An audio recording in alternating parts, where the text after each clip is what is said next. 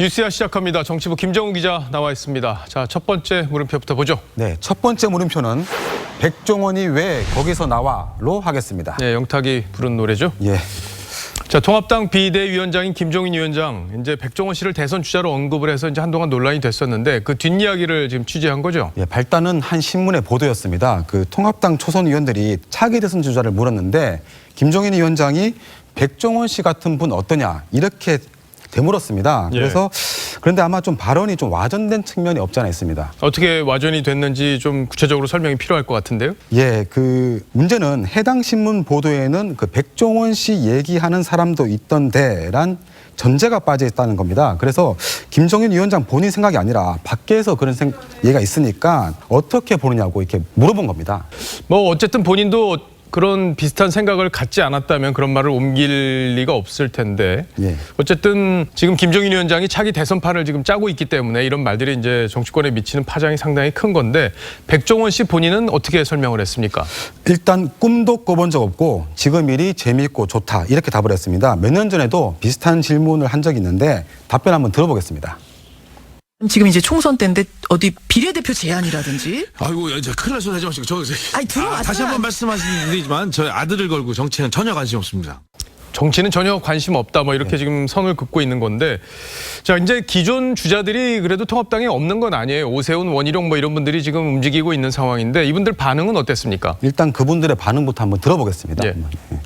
많은 분들과 스스럼 없이 소통이 잘 되는 인물을 찾아야 된다. 혹은 그런 인물이 되어라 하는 취지의 주문 아니겠습니까? 국민의 기대감 그리고 국민의 대중 친화적인 이런 게 있잖아요. 그래서 주자로서 뜻이 있는 사람들은 백종원 정도는 돼야 된다. 말을 들어보면 결국에는 뭐 백종원 씨 본인에 대한 어떤 그런 얘기라기보다는 해석을 백종원 씨 같은 사람으로 지금 해석을 하고 있네요. 예, 그런데 그 오세훈 전 시장 같은 경우에는 그 김종인 본인 등판 가능성을 뭐 배제할 수 없다 이렇게 말을 해서 또 다른 논란을 불러일으켰습니다. 그래서 여기에 대한 김 위원장의 반응도 한번 들어보겠습니다. 예. 위원장님께서 직접 대권에 나설 수 있다. 그거는 그 말도 안 되는 소리 하지 마. 내가 뭐 그런 거에 요만큼도 관심이 없어. 말도 안 되는 소리다. 예. 하긴 뭐 김 위원장이 사석에서 흘러간 물로는 물레방아를 돌릴 수 없다 뭐 이런 얘기를 했다는 얘기를 저도 들었는데 관심이 정말 이만큼도 없을지 한번 지켜보도록 예. 하죠. 자, 첫 번째 물음표 정리해 볼까요? 네, 첫 번째 물음표 백종원이 왜 거기서 나와의 느낌표는 생각 있으면 빨리 나와로 하겠습니다. 그 김종인 위원장이 최근 인터뷰에서 한 말인데요. 대선 주자라고 생각하는 사람들은 속으로만 하지 말고 자꾸 나타나야 국민들이 비교해 볼 수 있다는 그런 취지였습니다. 예. 다음 물음표로 가보죠.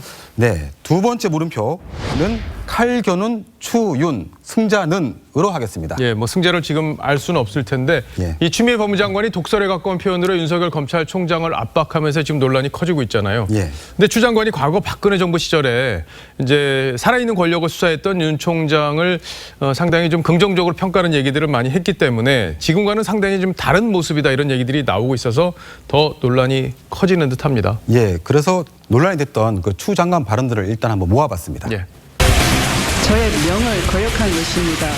법 기술을 부리고 있다 하는 점 저의 지시를 절반을 잘라 먹었죠.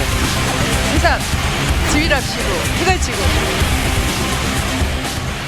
추 장관이 원래는 정치를 할 때 이제 그 친문 진영과 각을 많이 세우고 이랬기 때문에 사실 지금의 저런 모습들이 좀 낯설게 보이기도 하는 측면이 있어요. 예. 그래서 일단 여권 일각에서는 그 추 장관 본인이 혹시 뭐 차기 서울시장이나 아니면 대선을 염두에 두고 친문 진영의 지지를 받으려는 거 아니냐 이런 얘기들이 심상찮게 나옵니다. 그래서 추 장관은 과거 또 노무현 전 대통령 탄핵에 찬성한 이력 때문에 친문 진영으로부터 줄곧 견제를 받아왔거든요.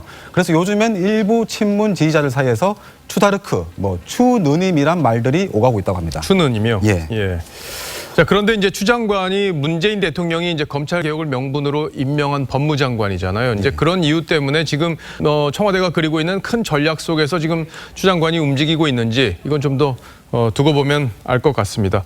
자, 그런데 요즘 서초동에서 검찰총장이 2명이다 이런 얘기들이 나온다고 하더라고요. 윤석열 총장 그리고 서울지검장이죠. 이성윤 이렇게 2명이다 이런 얘기들이 나온다면서요. 네, 그렇습니다. 그만큼 윤 총장이 외로운 처지라는 얘기인데요. 최근 한 상가집에선 한 정치인의 걱정에 뭐 별일 있겠습니까? 뭐 감사합니다. 이렇게 답을 했다는데 법조계에선 이런 말이 있답니다. 옷 입고 있으면 징계, 옷 벗으면 수사. 예, 이미 이제 여권에서 윤 총장이 공수처 1호 수사 대상이라는 주장도 나오고 있는 그런 상황이라서 검찰총장 자리에서 내려오는 결단이 쉽지 않을 걸로 보입니다.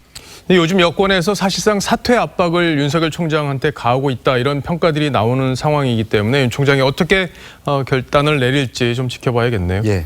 자, 두 번째 물음표도 정리해보죠. 네, 두 번째 물음표. 예, 칼겨눈 추윤 승자는의 느낌표는 칼찬 선비의 경고로 하겠습니다. 칼찬 선비의 경고요? 예, 그 남명조식 선생입니다. 그 칼을 차고 결의를 다진 선배로 유명하죠.